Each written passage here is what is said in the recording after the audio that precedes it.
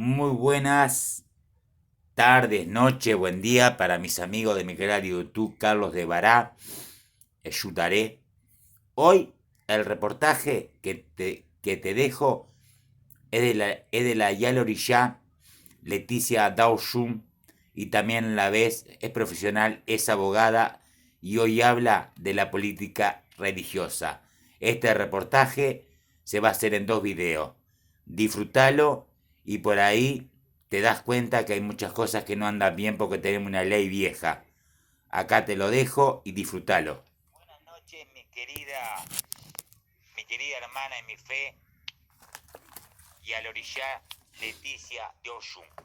Bueno, mire, le explico cómo yo llego a usted. Yo estoy en un grupo de WhatsApp de un amigo mío, de Jesús de Yangó, y hoy escuché un audio suyo y la verdad que quedé impresionado. A través de esto me comuniqué con usted, le dije y le estoy diciendo que yo estoy haciendo el libro virtual para que a futuro los religiosos, porque a mí me tienen muy preocupado qué va a pasar con nuestra religión en el 2022, en el 2023, en el 2024 y así sucesivamente. Entonces, quiero que las nuevas generaciones que vengan, que sean practicantes de la religión de los orishá, que entiendan que hubo una yarishá llamada Leticia Doshun, una profesional que hizo algo por todo lo nuestro. Así que, querida ya le estoy haciendo la pregunta a este reportaje. ¿Usted cómo considera que los religiosos no los podemos llegar a juntar, no pongamos un punto de encuentro y que todos tiremos para el mismo lado para mínimamente enaltecer el nombre de nuestra religión? Bueno, ¿qué tal? Buenas noches. Muchísimas gracias por su invitación, muchísimas gracias por sus palabras. Encantada realmente de conocerlo porque yo no lo conocía a usted personalmente. Sí, por supuesto, lo conocía de nombre, pero no tuve nunca el gusto de intercambiar alguna idea o palabras con usted. La pregunta que me hace, la primera pregunta es un poco difícil, porque primero, a ver, nuestra religión tiene, por supuesto, un poco también por el fundamento de nuestra religión, una idea muy tribal de lo que es cada templo. En el buen sentido de la palabra lo estoy diciendo, ¿no es cierto? Cuando hablo de ideas tribales. Entonces es como que el maestro, el que decide y todo, es el jefe de templo, lo cual, o sea, me parece muy bien, porque el jefe de templo debe de ser el guía, pero el tema es que nosotros ya no nos encontramos en una época eh, como podía ser hace muchísimos años en cuanto a todo lo que es la cuestión, digamos, tribal y que las cosas estaban dentro del templo y no salían del templo. No es como los inicios de la religión, o sea, estamos hablando también, incluso podemos remontarnos un poco, ¿no?, a la década de los 60, que es cuando empieza a llegar toda nuestra religión, el batuque aquí al Río de la Plata. Es totalmente diferente la mirada que tenemos hoy. Hoy tenemos muchísimos hijos de religión que se sienten que son perseguidos, sienten que necesitan un apoyo y en el famoso dicho, la unión hace la fuerza, yo creo que es importante empezar a unirnos. El hecho de unirnos no implica restarle poder al pai o a la mai de santo que es dueño de su templo, ¿sí?, sino unirnos en el sentido de que tenemos que tratar primero que no haya tanta persecución religiosa. Segundo, yo creo que todo esto se podría llegar a lograr si tenemos una ley que nos ampare y nos proteja, pero que una ley que tenga que ser directriz de nuestra propia religión. O sea, la persona que elabore esa ley tiene que escuchar a diferentes religiosos de las diferentes líneas que componemos el africanismo, porque acá no estamos hablando del batuque solamente o de Ifá solamente. Acá hay muchas líneas religiosas que han empezado a surgir a partir de los 90, aquí en nuestro país específicamente, y ya no estamos hablando solo de batuque. Estamos hablando de Ifá, estamos hablando de regla de Ocha, o sea, hay de candomblé también, o sea, hay muchísimas líneas religiosas africanistas que creo que tienen que ser escuchadas como para que se pueda elaborar una ley en donde lo primero es la protección y que no haya persecución contra los que profesamos esta fe. Y por otro lado, yo creo que es muy importante que el mismo Estado y la sociedad nos deje de invisibilizar, porque nosotros es como que somos invisibles. En el último censo religioso nosotros figurábamos como otras religiones. Cuando a usted le preguntaban a qué religión correspondía, figurábamos como otras. Ni siquiera dentro del casillero de evangélicos o católicos, sino que éramos otras. Entonces, una de las formas también, como para que nos conozcan, a mí me parece que tiene que ser esa, ¿no? Y empezar un poco a solucionar todo este tema. Pero lo fundamental es unirnos. A mí me parece que es muy importante unirse, dejar los egos de lado, dejar los egoísmos, respetar a los mayores, ¿sí? Porque ese es el otro tema. Debemos respetar a nuestros mayores y a nuestros referentes y siendo ellos los mayores, también tomar un poco de su aprendizaje y de su sabiduría. Eso me parece que es también muy importante, ¿no? Bueno, querida Yalorilla, yo acá tengo que aprovechar que tengo una May de Santo y a la vez esa May de Santo es profesional, es licenciada. Entonces, tengo que sacar el más rédito de este reportaje. Ahora le pregunto a la profesional, a la licenciada, ¿por qué razón nosotros tenemos una ley de culto tan antigua?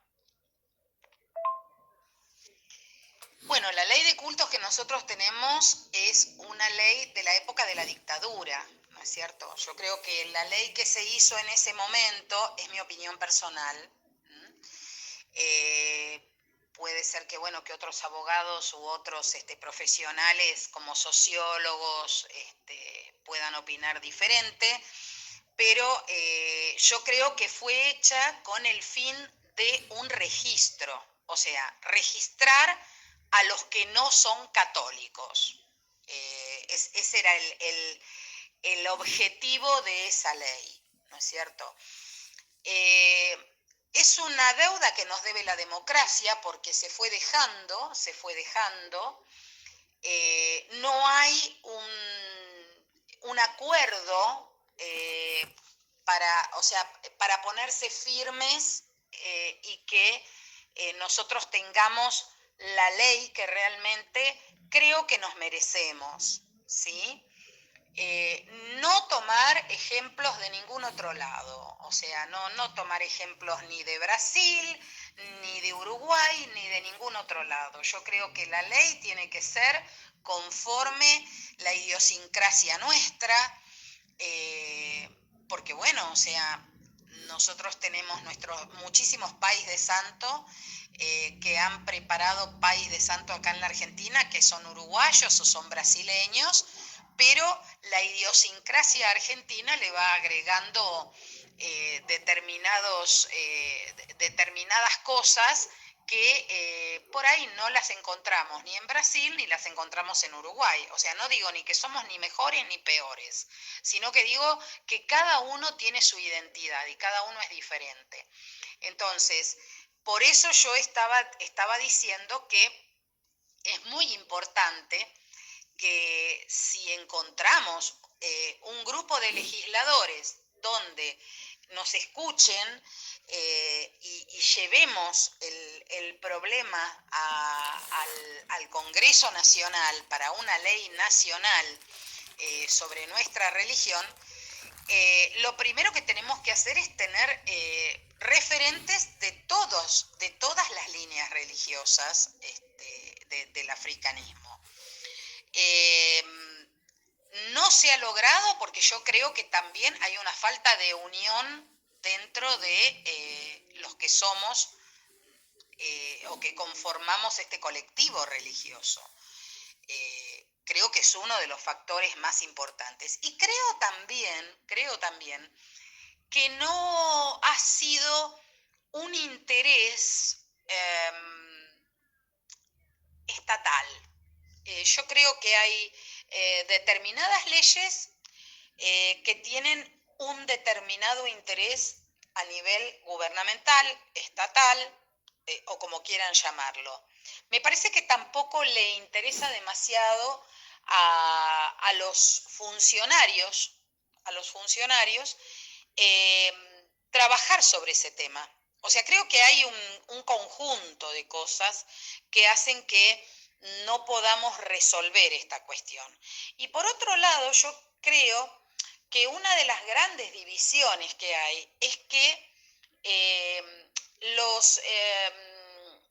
el grupo, digamos, cristiano, pretende, o sea, hacer una ley en general, ¿no es cierto? Eh, Definiendo o sea, qué es una religión, etcétera, etcétera. Y en ese tipo de definiciones que son totalmente peligrosas, porque yo he leído algunos anteproyectos que han presentado, entre ellas la ex diputada, porque creo que no, ahora ya no está más como diputada, Cynthia Houghton. Ella, por supuesto, es de raíz evangélica y sin decir directamente dentro de la ley que nosotros no podemos formar un grupo religioso porque al haber matanza de animales, etcétera, etcétera, estaríamos dentro de una secta.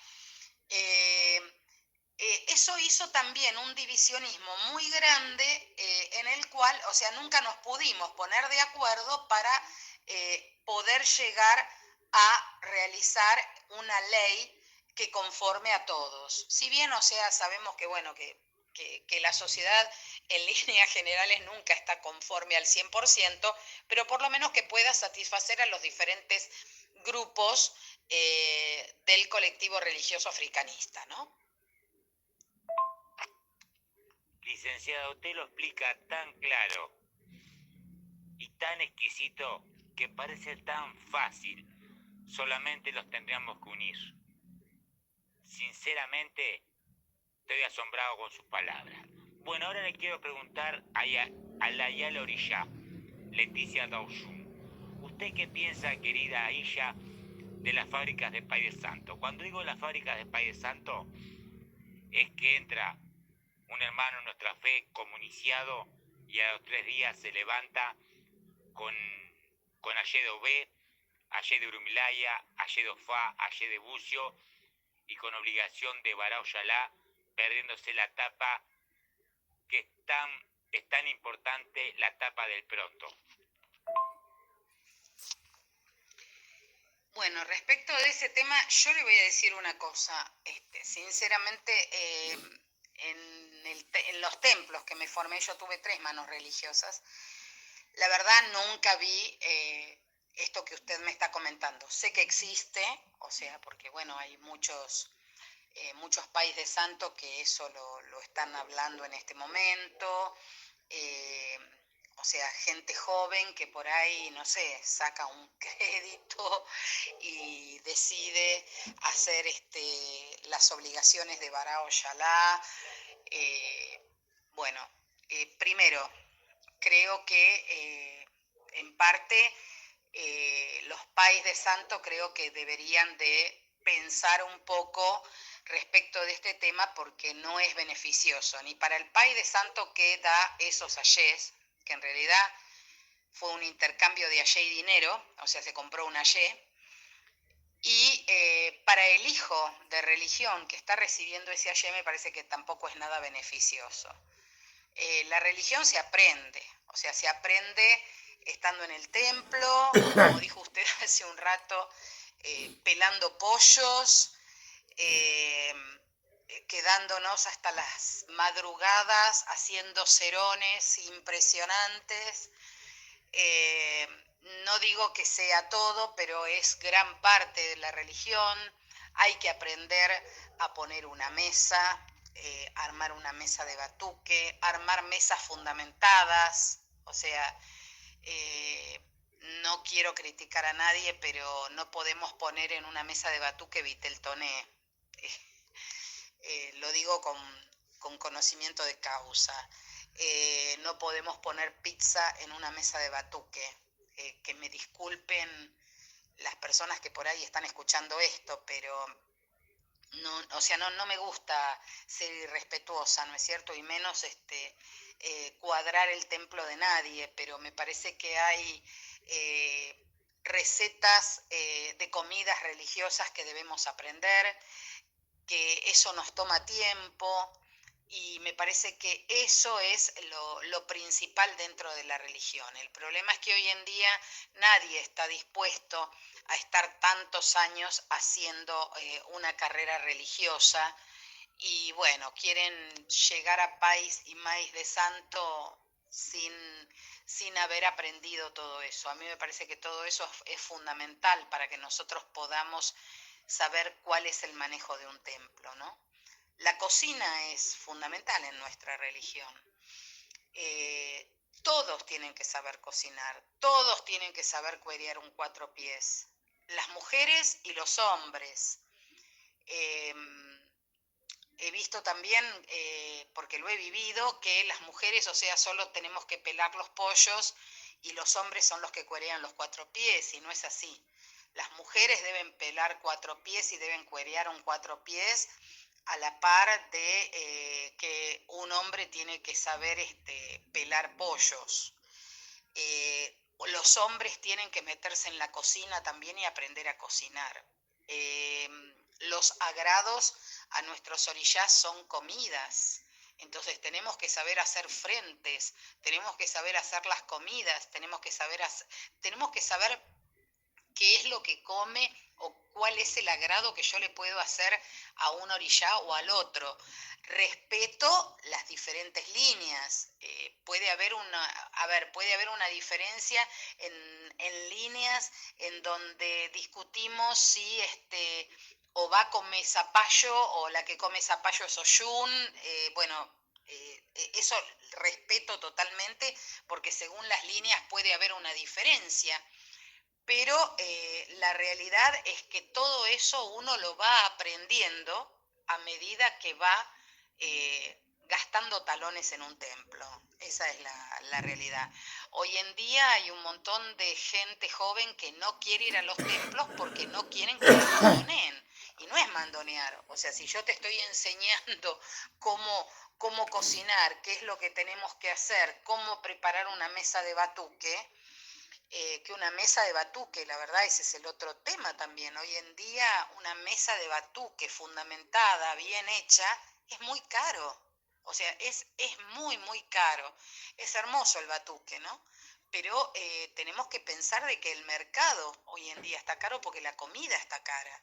Entonces no podemos estar haciendo, perdón por la palabra, chafalotadas. Y a mí me parece que un tipo que va y paga una obligación de Bará Ojalá, se hizo de la noche a la mañana, pai de santo porque le entregaron el ayé de bucios y toda esa historia y esa parafernalia, le preguntás qué comida hay que presentar para la Mayobá y qué comida hay que presentar para la Mayoya y no te lo sabe decir.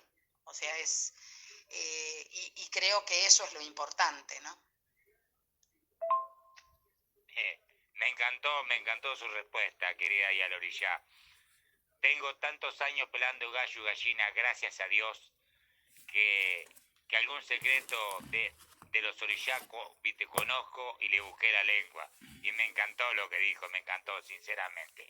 Ahora le quiero preguntar a la licenciada, a la profesional. La pregunta es la siguiente. Si la Constitución Nacional de la República Argentina, en el artículo 14 bis, dice que toda persona que habite en territorio argentino tiene derecho a practicar su credo, su religión y tiene derecho a trabajar. ¿Por qué yo, que soy extranjero, soy uruguayo, vivo en la Argentina, pago mis impuestos en la Argentina, pago mi monotributo en la Argentina? ¿Por qué yo tengo que sacar un permiso de una secretaría de culto o del ministerio de culto para hacer mi religión?